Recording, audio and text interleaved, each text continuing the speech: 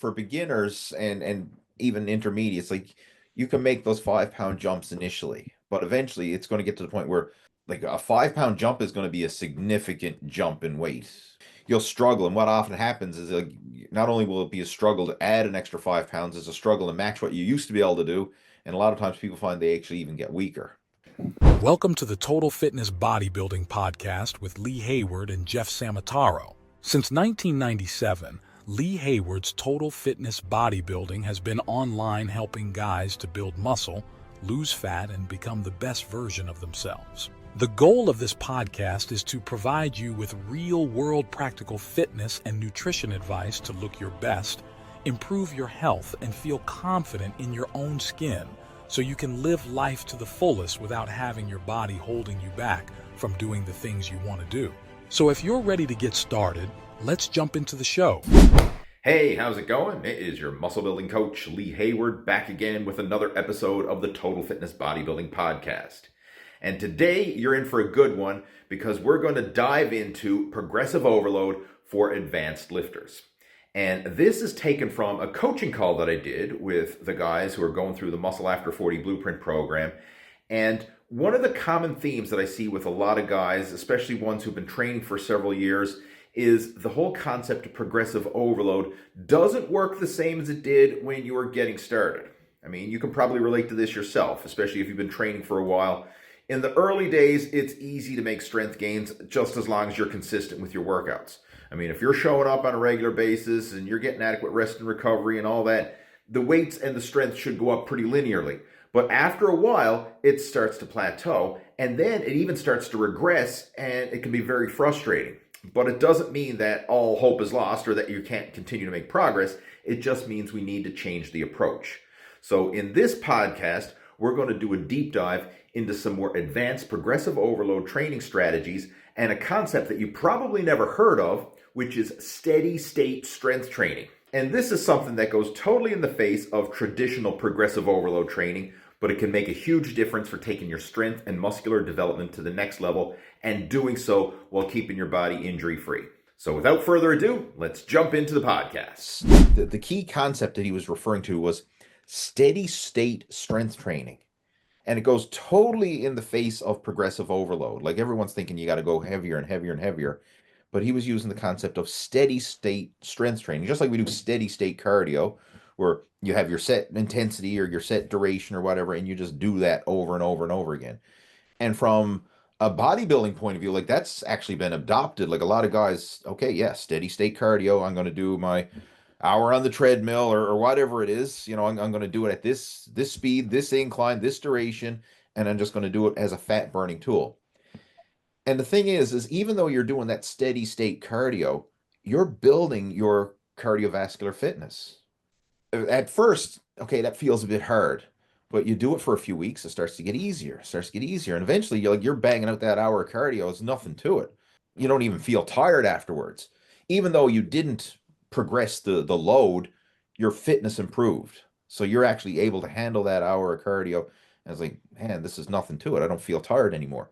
The same principle can apply to your strength training. So let's just say you're using a set weight and you're lifting it. And at first, okay, yeah, it feels heavy. It's a challenge, but then you keep the same weight week after week. It gets easier. Your form gets better. You're able to control it, like slow down the tempo or really muscle the weight up versus using like momentum and powering the weight up. And even though the load hasn't increased, you're getting stronger. It got me thinking because I've indirectly utilized that myself without consciously even being aware of it. And how I've utilized it is when I felt my strength wasn't progressing or I just couldn't do it. Like I'll give you a prime example. When I diet down for a bodybuilding competition, I would keep the same weights. Instead of always trying to add weight, I would keep the same weights. Or if I had a nagging injury or something like that, I'd keep the same weights. And even though the weights stayed the same, now that I look back at it, I was actually making gains with those same weights, right? Like you can do that. And especially if it's something you're really trying to work on your technique with, like maybe you're trying to hone the technique for a deadlift or a squat or whatever, a particular exercise, just keep that same weight and just do it week after week after week with sub-maximal weights, meaning like you're not training to failure. And I even noticed that back when I was doing powerlifting. for any of you who are familiar with the West Side Barbell method of powerlifting, that was a real popular powerlifting program. Louis Simmons was the creator of that. He's since passed on now. But he had a program, and one of the things that they used to do is they would keep the same weights for the squat and the bench, and every week you would do the squat and the bench with multiple sets of low reps, and it was you'd probably use about 60% of your one rep max. And the weight would stay the same until you hit a new personal best bench press or until you hit a new personal best squat, and then you would adjust it accordingly. So like a lot of guys, they wouldn't max out until they did a competition. So like maybe if you only competed, a few times a year, you would literally keep the same weight for months on end in those exercises. But your technique would get better, your power and your explosiveness and all that would get better with the same weight. So that you're doing the same thing over and over and over again, but you're actually getting better with it. And it's totally counterintuitive to the always got to add weight, always got to add weight. Well, I think that's interesting. The injury is what caused me to like take this seriously. That's another key thing is this is really good for strengthening the weak links in the chain and preventing injury because that's what often happens when you're always chasing that extra 5 pounds, because if there's a weak link in the chain, you're going to find it. You're going to add that extra 5 pounds and eventually it's going to be 5 pounds too much and something's going to give. Oh, there goes the rotator cuff. There goes the knees, or here goes a herniated disc in the back, or whatever. It's crazy how that can happen. Like you push the limit so much, and then whatever that weak link is, that's going to snap. Whereas if you can take sub-maximal weight and work it, you can strengthen the whole body as a whole and avoid that injury risk. Now, it doesn't mean that you don't train with progressive overload and push yourself, but this is a tool you can use once you're in the intermediate to more advanced stages.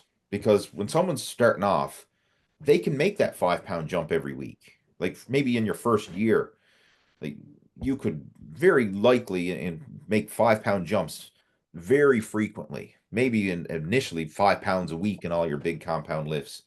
Then eventually you might be like 5 pounds every couple weeks, and then might be 5 pounds every month. But for the first year, most people's strength is just going to go up almost like linearly. As long as they're consistent and they're getting enough rest and recovery and all that, the strength is going to go up. But once you've gotten past that initial newbie gains year of training, now you really got to challenge yourself because you add that extra 5 pounds and then your form starts to struggle a little bit. Like, okay, I got to use a little bit more heave on my rows. I can't, a little bit of jerk and a little bit of leg drive. With the bicep curls, I got to lean back a little bit to a little bit of swing. With the bench press, okay, now I'm arching my back a bit more, and it's not the same. The form is breaking down.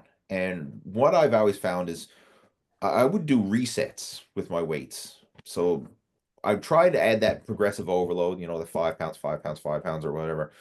And then when it gets to the point where like, okay, the form is breaking down. Yeah, I lifted the weight, but if I'm honest with myself, it wasn't good form. I would drop the weight back down and then kind of like reset it and then build it back up gradually. So I'm constantly doing those resets. And I think that's another great way to do progressive overload, especially as a more advanced lifter. But this idea of steady state strength training, I like that. So I think next time I go through a reset phase, I'll probably keep that same weight for weeks on end, really solidify the form to the point where it almost gets boring. Like you can just do that weight to the point where this is easy, and then start to make that gains versus always trying to chase the weight. And so it's almost like solidifying your gains. And Yeah, I, that's the way I'm feeling with the pec deck fly. I mean, it's yeah, like I right, was cheating myself. It's like, what am I doing this? right. Trying to struggle. It's like, and the form is sucks. It's like, nah, I'm not gonna. I'm just gonna bring it down a little bit and have good form. And in fact, the last reps, which is the 15 reps, Mhm. towards the rep number 10 on that low weight, I can feel the muscle better. I can say, okay, it's working. I can feel it working, and it's totally fine. Just have to get that mindset. It's heavy is not best all the time. Absolutely. Yeah. And I'm glad you did that. So you've lightened the weight up. So you've kind of did your reset, and you might even want to go even lighter again, depending on like it should be you shouldn't struggle with it, and you should be able to have the weight light enough where now you can actually add like good form and purposely squeeze and contract and hold the muscles and actually almost like flexing with weights. In bodybuilding, like when you do your posing, like you're not lifting any weights, but your muscles are contracting to the max. Like when you do a most muscular pose, like your pecs are fully contracted. When you flex your biceps are fully contracted. Like you lock out your quads, like it's like a max effort leg extension, even though there's no weight, but the muscles are fully contracted. So you Mhm. can almost do that with the weights itself. Like just really feel and get that mind muscle connection and squeeze and contract the muscles as you're doing it, especially with isolation. Like pec deck, Yeah. perfect example. Each one could be like a most muscular pose at the top, right? With submaximal weight. Leg extension, same thing. Like you don't need to be trying to max out the weight stack and wrecking your knees.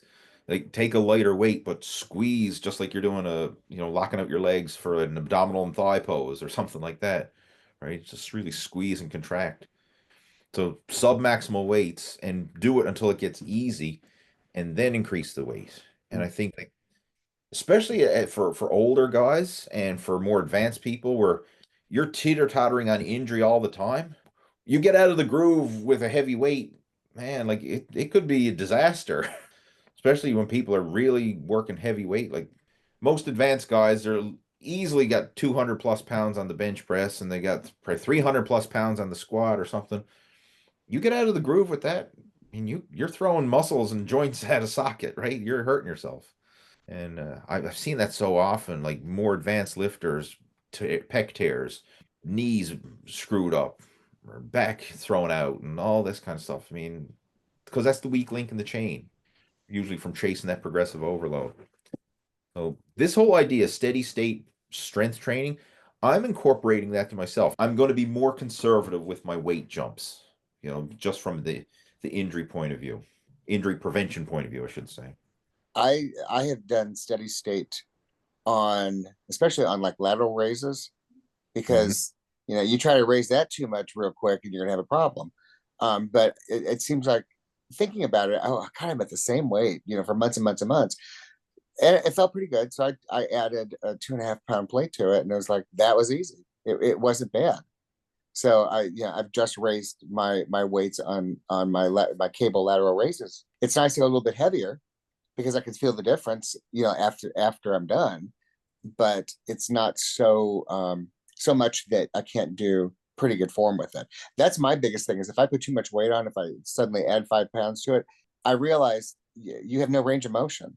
What's the point of doing that? Like I noticed it on the Smith machine one time, where I was doing however many pounds it was, and I'm coming down about 2 inches. I'm like, what is this doing? Nothing, not really, because you're not actually working the pecs. So there's a lot of times that I will lower the weight to make sure that I have full range of motion or good form. The other thing that I have for progressive overload too, which has made a big difference, I have 1.25 pound plates as well as Nice. 2.5 pound.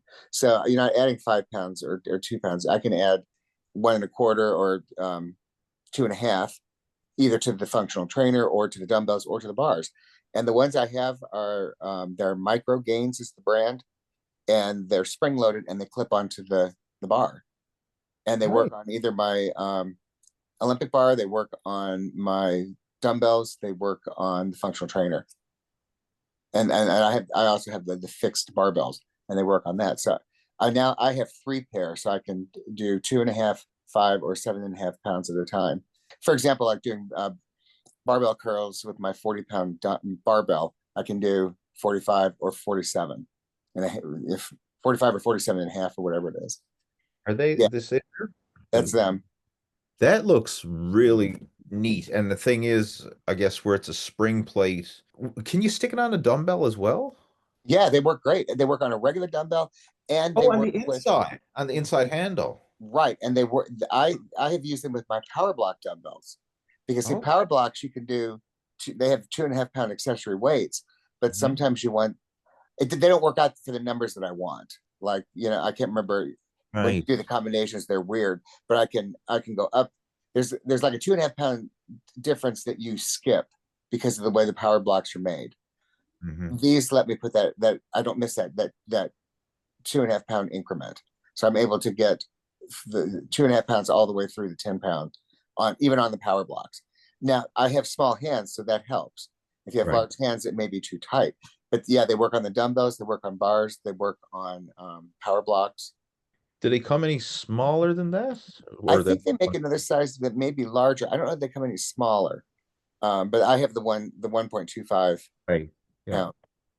That is neat. I like how it can go on the dumbbell handle like Yeah. that. Right. That is smart. So like now, because at my condo, I don't have enough room for the full rack of dumbbells, 5 to 100 with the lower weights having the 2.5 pound increments. This Mhm. lets me do that. So I have 10, 15, 20, 25, and 30. So I can, do 22 and a half, 27 and a half, 32 and a half, Mhm. just by clipping those things on. There's a lot of different ones available. Obviously, those are more pricey. Like you can get these, I've used these before, fractional weight plates. They're solid plates Oh, nice. and they're small, like half-pound weight. I don't know how small they go, but I know the set that I had, this was an older gym that I trained at, they had them there and they had them as small as a half a pound. So you can literally go up by 1 pound, right? Like you increase your squat 1 pound or increase your bench press 1 pound. And I have a set not from Rogue, from Titan, of Mhm. the 1.25 pound, and they were less expensive than the micro gains. Okay. But I got a yeah, whole bunch. the micro gains clip on versus having to go on the end of the Right. bar. So that's why I got the micro gains, because they would work for the dumbbells. Yeah, that's what I'm getting at because the bigger plates are not going to fit on a dumbbell unless you break out the duct tape or something. Yeah. You know, right? What did you show, Scott? You said So I have the metal ones, but for metal dumbbells that you stick on that are magnetic, they're like, I Mhm. think they were expensive, but I bought these things. They're just half-pound weights Yeah. used for 50 cents a piece. Oh, nice. And I just got a whole bunch of them, so I can just add 1.5, 2, 2.5, 3, The thing is with a lot of your exercises, especially the isolation ones, you don't try to increase the weight like week after week. Keep the same weight until it feels easy. So like Mike was saying, like he kept the same weight until it felt easy, and then he tried to go, the next smallest increment up, and then see how it feels. And then even then, if it feels too much, like if you're at a regular gym and you're okay, you're using 15-pound dumbbells for your lateral raises, and you say, okay, I think I'm ready for the 20s. That's a big jump, like 15 to 20 or 20 to 25, whatever. That's a like percentage wise, that's huge. But you try it. I mean, if you can do it, great. But if not, then keep going back. I mean, you can always increase the repetitions, increase the set, or another one, especially with isolation work like lateral raises, hold that peak contraction at the top, right? Just hold it for a second. I mean, you can make those lighter dumbbells feel way heavier by just holding it for an extra split second at the top. Little things like that can make a big difference. And then when it does truly feel easy, like literally steady state strength training, keep the same weight until it feels easy and then try to go heavier. That is a more productive way of training. I mean, we can argue, is it more productive in terms of the gain side of things, but overall, it's definitely more productive in terms of reducing the risk of injury. Because we all know we've all had injuries. If you get injured, that's holding you back more than anything. Like whatever potential gain you made because you pushed yourself hard, that's all canceled out if you get injured. And not only canceled out, sometimes you're setting yourself way back, right? You made really good gains and then you got injured. Then you can't train for weeks or months or who knows. Yeah, and the older you get, the recovery is longer. Or It's not at crazy. all, man. I'm telling you. Not at all. Yep. So Mike, like your shoulder, I'm nervous because like I'm trying to figure out how to keep that bar tight in my back. And, if I can keep my arms closer together, it's tighter, Mhm. but then I don't have that range of motion. So I got to come out a little bit more. But I want to keep doing that, but I get nervous when I hear about people that have been squatting most of their life, eventually can't do it anymore for some reason. So I'm going to go light for a long time on that move. But I definitely could feel it, man. I was breathing heavy after doing, and I'm just doing 45s on the bar, but I do 10 reps and I'd be like walking it off like I just ran a marathon. breathing wise. The big one in your situation, obviously, is the shoulder mobility and finding what works well for you. And you'll see some guys that grip it wider, some like to grip it really close. Another strategy too is to grip the barbell with the thumbless grip versus having your thumb around it, the thumbless one. Another one, some guys even put their pinkies under the barbell. I'll see if I can find any pictures of different, like this is all a little strategy I've seen from powerlifters, different variations. Like this is one I've seen. Can you see that Hmm. on your side?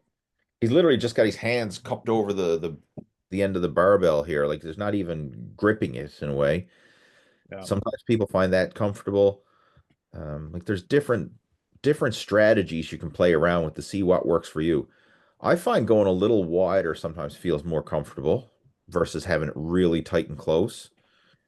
And another thing that I found is the thumbless grip, but also not putting my pinky on the opposite side of the bar as the rest of my fingers, because it helps to rotate the hands out a bit more instead of having your pinky over the barbell. So if I have just to show you here, I mean, I'm sure you can figure it out, but instead of grabbing like this, I would literally put my pinky under it and the thumbless grip. So if that was a barbell, that's literally how I'd hold it. And it just twists the hands in a weird way. Like you don't need to grip the barbell hard because it just basically is resting on your straps anyway. But I found by doing that, it took some of the rotation and stress out of that shoulder joint. Right. So there's little things you can play around with that. If it makes it more comfortable, that's the key. Another one that guys use for squats too, and this was developed for big guys with shoulder mobility issues. It's called the Buffalo bar. Now, if you go to powerlifting gyms, you'll see this kind of bar, but it's literally a curved barbell for doing squats. And supposedly it's a lot more comfortable on the shoulders, especially for bigger guys. So you can see it there. It's just like a big round bar. So it would literally curve over your whole upper back, and then your hands are in a more neutral position when they grab the barbell. Right. Now that's something obviously you need to go to a powerlifting gym that would have stuff like that. Even like the safety squat bar, like most gyms are not going to have a safety squat bar. But the safety squat bar, I believe Mike has one of these, or Yeah. yeah, Yep. that's good. I mean that does Yeah. provide some unique, like it allow you to rest the barbell without as much shoulder pain, and that's the whole idea of it. But that's actually a harder squat variation because it throws the weight forward, and those bars are heavy as well. Like it depends on the brand and whatever, but they're way heavier than your typical 45-pound barbell. Yeah, mine is 65, I think. Yeah.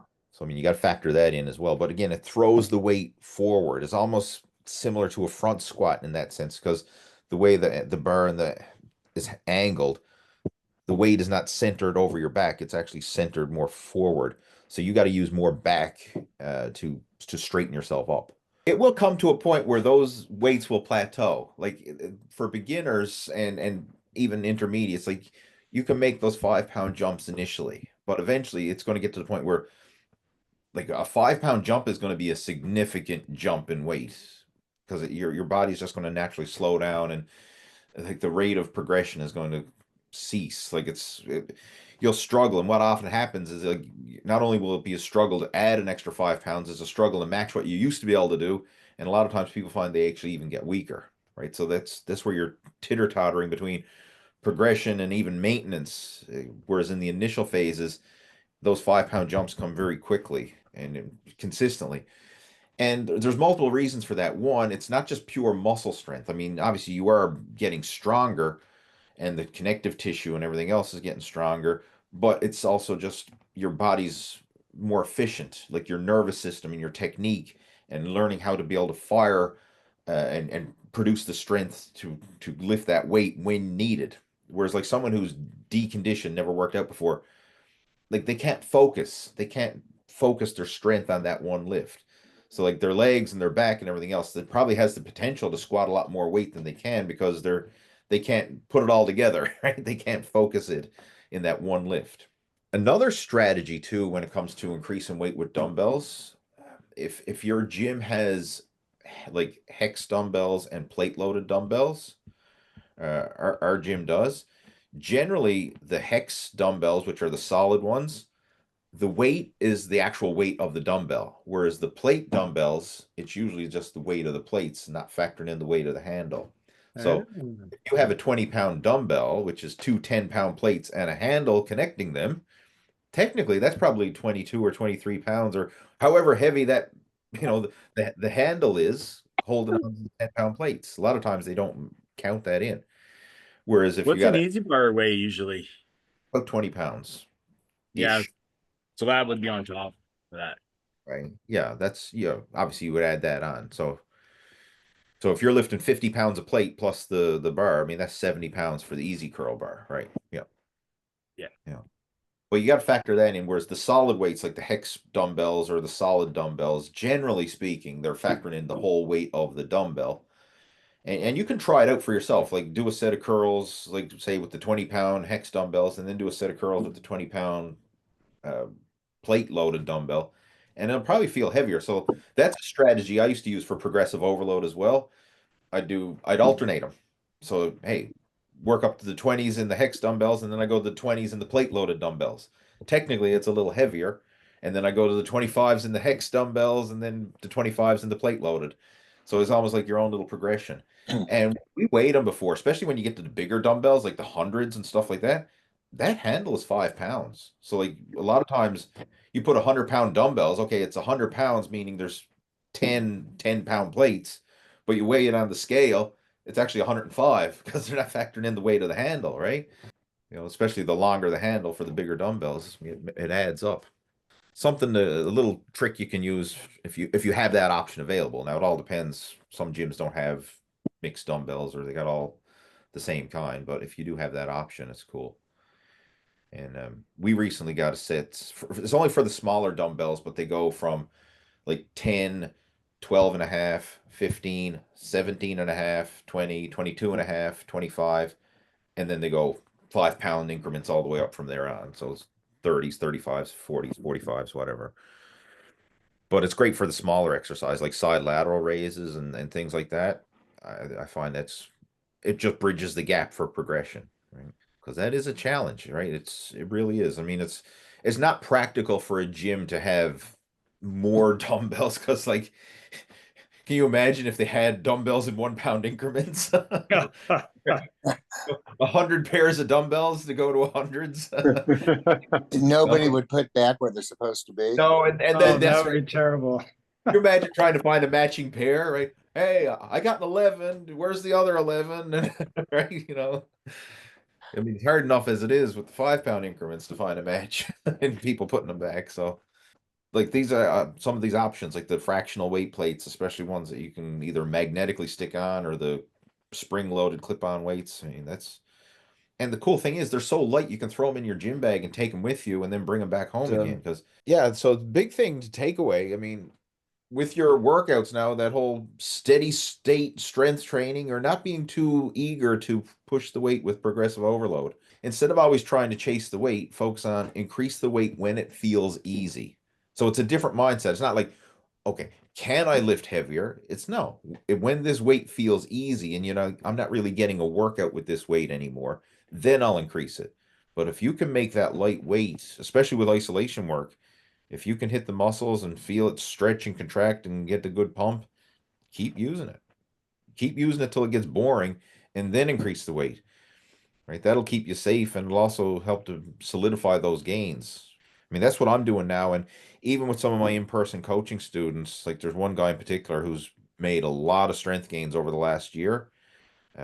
We're doing that now, and I've told him, I said, we need to solidify these gains because I'm getting nervous for him because like deadlifting 400 plus pounds.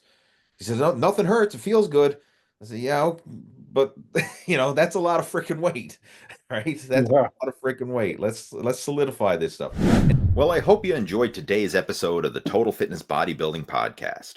And if you did, please hit the thumbs up button, give it a like, and subscribe to the podcast if you haven't already done so. And if you know of someone who could benefit from today's episode, please feel free to share it with them. I mean, if you could help us to get this message out there and to spread the word, that's going to help us to create more content like this and create a win-win situation all around. And if you would like some more information about joining the Muscle After 40 Blueprint VIP coaching program, then I have a free PDF download that you can check out that explains the program in detail, what it is, how it works, what's included, all the different program options that we have. If you would like to get a copy of that, then down in the show notes below, I have a link where you can download a free PDF of the Muscle After 40 blueprint that outlines the entire system for you. And if you have any questions or you'd like to get in touch with me, my email is down there as well, and you can reach out and contact me through email, and I'd be more than happy to have a chat with you that way. So we're going to clue it up for today, and we'll be back again next week with another episode of the Total Fitness Bodybuilding Podcast. Have yourself a great day, and I look forward to talking to you in the next episode. Take care. Over and out.